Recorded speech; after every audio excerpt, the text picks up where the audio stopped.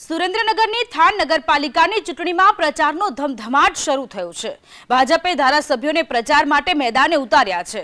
Than નગરપાલિકા બહુમતીથી હાંસલ કરવા એડી ચોટીનું જોર લગાવ્યું છે। ધારાસભ્ય શામજી ચૌહાણ, પીકે પરમાર દ્વારા પ્રચાર 16 ફેબ્રુઆરીએ થાન નગરપાલિકાની ચૂંટણી યોજાવાની છે, જેને લઈને ભારતીય જનતા પાર્ટીએ ધારાસભ્યને મેદાને ઉતાર્યા છે।